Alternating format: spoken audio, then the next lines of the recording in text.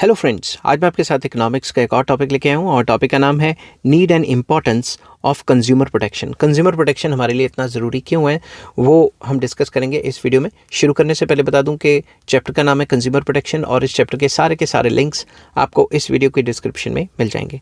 तो चलिए शुरू करते हैं। जिस हिसाब से आपने पेपर में लिखना है मैंने उसी हिसाब से लिखा हुआ है। फर्स्ट पॉइंट आ जाता है unfair and deceptive trade practices.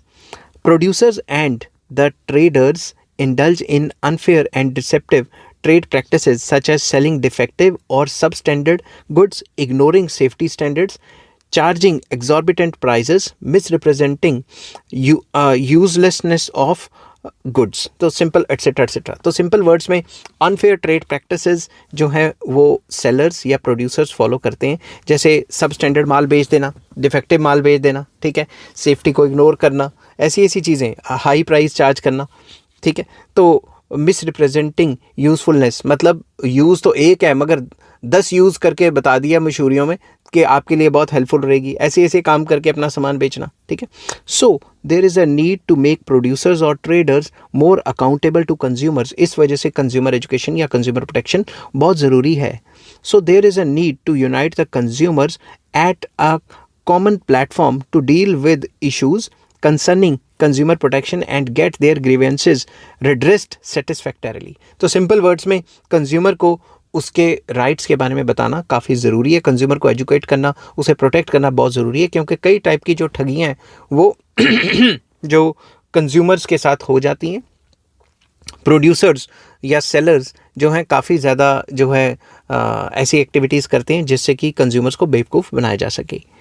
Keeping in view the consumer's interest, government passed MRTP Act in 1969। तो 1969 में सरकार ने MRTP Act जो है वो लेके आई थी।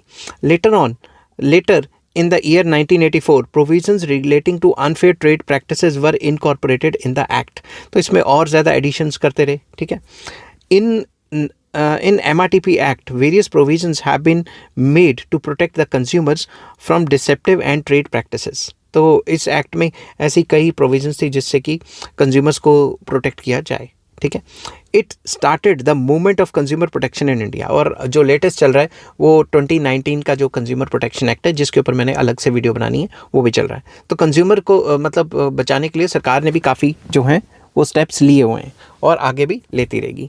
सेकेंड आ जाता है लेंथी लीगल प्रोसेस। जो लीगल प्रोसेस है आपको पता है, तारीख पे तारीख, तो जो लीगल प्रोसेस है वो काफ़ी लेंथी है, इसलिए भी कंज्यूमर्स को पहले से बचा के रखना काफ़ी इंपॉर्टेंट है। In case of unfair trade practice an ordinary consumer had no other remedy but to initiate action by way of civil suit which involves lengthy legal process proving to be too expensive and time consuming. अगर consumers के साथ कोई ना कोई धोखा हो जाता है, कोई ना कोई प्रॉब्लम आ जाती है, तो कंज्यूमर के पास एक ही तरीका बचता है, उस कंपनी के खिलाफ या कंसर्न सेलर के खिलाफ केस करेगा, और इसमें काफ़ी ज़्यादा पैसे भी खर्च हो जाते हैं और ये प्रोसेस भी काफ़ी लेंथी है। In fact very often the time cost and mental tension involved in the legal process is disproportionate to the compensation claimed and granted to an individual consumer। ज़्यादातर ये देखा गया है कि जितना ये केसों में मेंटल टेंशन होती है और जितना टाइम मनी एफर्ट्स वेस्ट हो जाता है, उतना तो कंपनसेशन भी नहीं मिलता। समझ की बात। Therefore it becomes necessary to evolve laws directed at protecting the consumers and providing for remedies which are simpler, more accessible, quicker and less expensive। तो इस हिसाब से मतलब कानून बनाने चाहिए कि जो लॉज हैं वो सिंपलर हों, ताकि कंज्यूमर्स को जो है ठगना काफ़ी मुश्किल हो जाए, और लेस एक्सपेंसिव जस्टिस होना चाहिए और क्विकर जस्टिस होना चाहिए। ये नहीं कि 5-5 साल तक केस चली जा रही है। समझ की बात। नेक्स्ट आ जाता है impact of other countries, very important। USA, England, Australia, etc. have taken effective and strict measures to protect the interest of the consumers। ये जो डेवलप कंट्रीज़ हैं इन्होंने अपने कंज्यूमर्स को प्रोटेक्ट करने के लिए काफ़ी जो है स्ट्रिक्ट मेजर्स लिए हैं। Following these countries India has also felt the necessity of consumer protection. तो इंडिया को भी लगा कि अपने कंज्यूमर्स को प्रोटेक्ट करने के लिए भी काफ़ी जो स्ट्रिक्ट एक्शंस लेने चाहिए, इसलिए सरकार ने ये जो कंज्यूमर प्रोटेक्शन एक्ट वगैरह है ये लाए। नेक्स्ट आ जाता है वेलफेयर स्टेट।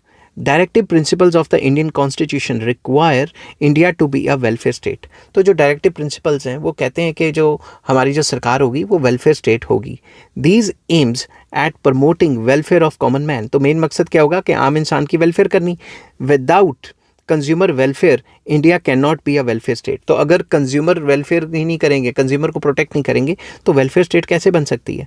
दस, to be a welfare government या welfare state the need for consumer protection was realised. तो कंज्यूमर को प्रोटेक्ट करना काफ़ी इंपॉर्टेंट है अगर हमने वेलफेयर स्टेट बनना है तो। नेक्स्ट आ जाता है इंक्रीज्ड मार्केट साइज। लगातार मार्केट का साइज बढ़ता जा रहा है तो कंज्यूमर्स को धोखे भी बढ़ते जा रहे हैं। With industrial growth and with increase in market size from local level to international level, the need to protect the consumers has increased। तो लगातार जैसे डोमेस्टिक ट्रेड कन्वर्ट हो गया इंटरनेशनल ट्रेड में और बाहर से सामान आ रहा है जा रहा है, जो जैसे जैसे मार्केट का साइज़ बढ़ता है वैसे वैसे कंज्यूमर को प्रोटेक्ट करना भी काफ़ी ज़रूरी हो जाता है। Various multinational companies have started selling their products in many countries. Multinational companies बनाती किसी और कंट्री में, बेचती किसी और कंट्री में, या फिर उसी कंट्री में जाके बना के बेचती हैं। There are more chances of consumers being exploited by these large companies. तो लार्ज कंपनीज ज़्यादातर कंज्यूमर्स को एक्सप्लॉयट कर देंगी। All these created the need for consumer protection. तो ये सारी वजह से कंज्यूमर प्रोटेक्शन की जो नीड है वो और ज़्यादा जो है उभर के सामने आती है। नेक्स्ट है अनएजुकेटेड कंज्यूमर्स। कंज्यूमर्स इंडिया में ज़्यादातर अनएजुकेटेड हैं, इलिटरेट हैं, जिसकी वजह से उनको एक्सप्लॉयट करना आसान है। In India literacy rate is very low. ये तो पता ही है, लिटरेसी रेट काफ़ी लो है। Consumers are easily exploited, they have weak bargaining power. Consumer को आसान है एक्सप्लॉयट करना, उनकी बार्गेनिंग पावर इतनी अच्छी नहीं होती। The rural areas in rural areas and remote areas this situation is very serious as consumers do not have many choices while buying the products। तो रूरल एरियाज़ या रिमोट एरियाज़ में limited shops होती हैं, limited supply होती है, तो उनके पास तो चॉइस भी नहीं होती। सो in the interest of such uneducated and unaware consumers, government realized the need for consumer protection। तो कंज्यूमर मतलब ऐसे जो कस्टमर्स या कंज्यूमर्स होंगे जिनके साथ एक्सप्लॉयटेशन लगातार होती जा रही है रिमोट एरियाज़ में या फिर रूरल एरियाज़ में, तो सरकार को लगा कि भाई कंज्यूमर्स को प्रोटेक्ट करना बहुत ज़रूरी है, इसलिए भी कंज्यूमर प्रोटेक्शन की ज़रूरत है। ठीक है, नेक्स्ट टॉपिक मैं आपके साथ डिस्कस करूंगा कंज्यूमर प्रोटेक्शन एक्ट 2019 क्या है और इसमें सारी चीज़ें जो भी आ जाती हैं। Till then take care, bye bye.